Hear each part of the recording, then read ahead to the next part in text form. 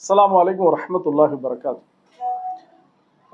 இருக்கிறதுலேயே ரொம்ப பெரிய விஷயம் அப்படின்னா அல்லாஹு தாலாவுடைய கலாம், அல்லாஹு தாலாவுடைய வார்த்தையை ஒரு மனுஷர் தன்னுடைய நெஞ்சில் மனசில் வச்சிருக்கிறது.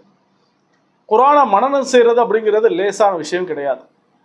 இவருக்கு நிறைய ஞாபக சக்தி, அதனால் இவர் குரானை லேசாக மனனம் செஞ்சுட்டார் அப்படிங்கிறதெல்லாம் கிடையாது. அது அவருடைய சக்திக்கு அப்பாற்பட்டது. அல்லாஹு தாலா யாரை நாடுறானோ அவரைத்தான் அல்லாஹு தாலாவுடைய வார்த்தையை சுமக்கிறதுக்கு வச்சிருப்பான். இப்போ ஹாமிலே குரான் அப்படிமா, குரானை சுமக்கக்கூடியவர். நம்ம ரமதான் மாதங்களில் மட்டும்தான் அந்த ஹஜ்ரத்துகளுக்கு அதே மாதிரி ஹாஃபில்களுக்கு போனஸ்கள் கொடுக்கறதுக்காக வேண்டி நம்ம முற்படுவோம். ஏன்னா ஒரு மாதம் அந்த 20 ரக்காயத்து தராவி ஒரு மாதம் தொழுக வைக்கிறதுக்காக வேண்டி நம்ம கொடுக்கறது. அதையே நம்ம சில நேரம் அதை பெருசாகவும் நினச்சிக்கிடுவோம். சில மெம்பர்லாம் நினைப்பாங்க அந்த காசை கொடுக்கறதே நம்மளுடைய ஜேபில் இருந்து எடுத்து கொடுக்கறதாவே நினைப்பார். நபி ஸல்லல்லாஹு அலைஹி வஸல்லம் அக்ரிமு ஹாமிலல் குர்ஆன் ஹமலத்தல் குர்ஆன், குர்ஆனை சுமக்கிறவங்களை நீங்கள் கண்ணியப்படுத்துங்கன்னா, அந்த கண்ணியம் எப்படி வேணாலும் படுத்தலாம். இவருக்கு ட்ரெஸ்ஸு வாங்கி கொடுக்கறதுன்னு நான் சொல்ல வரல, அவருடைய குழந்தைகளை படிக்க வைக்கிறது அல்லது அவருக்கு என்னென்னு சொன்னால் ஒரு தனி அந்தஸ்தை கொடுக்கறது. நபி ஸல்லல்லாஹு அலைஹி வஸல்லம் சொன்னாங்க, மன் அக்ரமஹும், யார் அவங்கள கண்ணியப்படுத்துகிறாங்களோ ஃபக்கத் அக்ரமணி, அவர் என்னை கண்ணியப்படுத்துவனாக ஆவார்.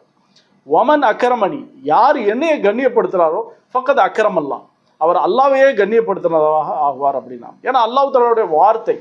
திருப்பி நபி ஸல்லல்லாஹு அலைஹி வஸல்லம் சொன்னாங்க, அதாவது லா தன்குசு ஹுகூகஹும், அவங்களுக்கு என்ன உரிமைகள் இருக்கோ அதில் நீங்கள் எந்த குறைவும் செஞ்சிடாதீங்க அப்படின்னா. அதே மாதிரி இன்னொரு ஹதீஸில் நபி ஸல்லல்லாஹு அலைஹி வஸல்லம் சொன்னாங்க, மின் இஜ்லால் இல்லா, ஒரு மனுஷர் டைரெக்டாக அல்லாஹு தாலாவை கண்ணியப்படுத்தணும் அப்படின்னு சொன்னால் இக்ராமு ஹாமில் குர்ஆன், அவர் என்ன செய்யட்டும் அப்படின்னா குர்ஆனை மனனம் செஞ்சவரை இவர் கண்ணியப்படுத்தட்டும் அப்படின்னா. ஏன்னா குர்ஆனை மனனம் செய்கிறதுங்கிறது அல்லாஹு தாலாவுடைய மாபெரும் கிருபை. உலகத்தில் என்னென்னலாமோ இவர் மனனம் செய்யலாம், ஆனால் குர்ஆனை மனனம் செஞ்சவர் அவருக்குன்னு உள்ள பாக்கியம் தனி. ஒருத்தர் ஆலிமாக இருக்கிறார், அது ஒரு தனி அந்தஸ்து அப்படின்னு சொன்னால், இவர் குர்ஆனை மனனம் செஞ்சவர் அப்படிங்கிறதுக்கு தனி அந்தஸ்து. அப்போ அவங்களுக்குன்னு உள்ள கண்ணியத்தை நீங்கள் கொடுங்க அப்படின்னா. வாஹிரு தவானா அல்ஹம்துலில்லாஹி ரப்பில் ஆலமீன்.